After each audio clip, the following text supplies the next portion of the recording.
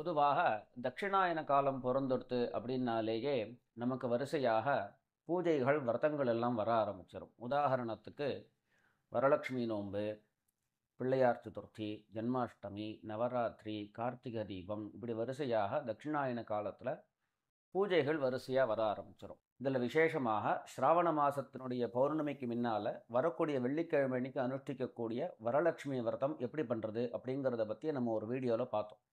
அந்த பூஜைகளுடைய பத்ததி என்ன, முறை என்ன அப்படிங்கிறத பற்றி விவரமாக நம்ம பார்த்தோம். அந்த வீடியோ உங்கள் எல்லாருக்கும் உபயோகமாக இருந்திருக்கும் அப்படின்னு நினைக்கிறேன். அந்த வீடியோவை பார்த்து பண்ணக்கூடியவர்கள் கேட்ட ஒரு விஷயம் என்ன அப்படின்னாக்க, பூஜை முடித்ததுக்கப்புறம் அம்பாளை எப்படி யதாஸ்தானம் பண்ணுறது, எப்போ யதாஸ்தானம் பண்ணுறது அப்படிங்கிறத பற்றி தான். யதாஸ்தானம் அப்படிங்கிறத பார்த்தீங்கன்னா, இப்போ நாமளே ஒரு புஸ்தகத்தை பார்த்து பூஜைகள் பண்ணுறோம் அப்படின்னா புஸ்தகங்களில் யதாஸ்தானத்தை பற்றி மென்ஷன் பண்ணியிருக்க மாட்டான்.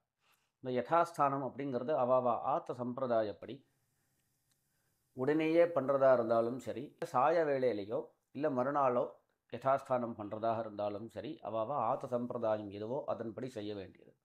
உடனேயே பண்ணுறதா இருந்ததுன்னாக்க அர்க்கியங்கள்லாம் கொடுத்து முடிச்சுட்டு வாயன தானங்கள்லாம் கொடுத்து முடிச்சதுக்கப்புறம் 2 புஷ்பத்தை எடுத்து அம்பாளுடைய அதாவது கலசத்தில் போட வேண்டியது. எப்படின்னாக்க வரலட்சுமி நமஹ யதாஸ்தானம் பிரதிஷ்டாபயாமி அப்படின்னு சொல்லி புஷ்பத்தை சமர்ப்பிச்சுட்டு நமஸ்காரத்தை பண்ணி முடிச்சுட்டு கலசத்தை வடக்க நகர்த்தி வைக்க வேண்டியது.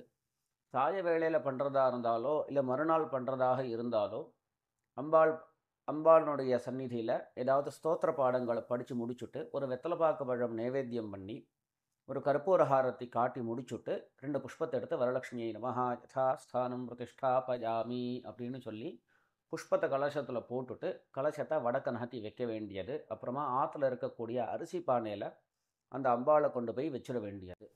ஒரு 2 நாள் கழிச்சோ 3 நாள் கழிச்சோ செவ்வாய் வெள்ளி இல்லாமல் அம்பாளை அப்புறமா எடுத்து வச்சிட வேண்டியது. அதன்படி அவாவா ஆத்த சம்பிரதாயப்படி யதாஸ்தானம் பண்ணிக்க வேண்டியது.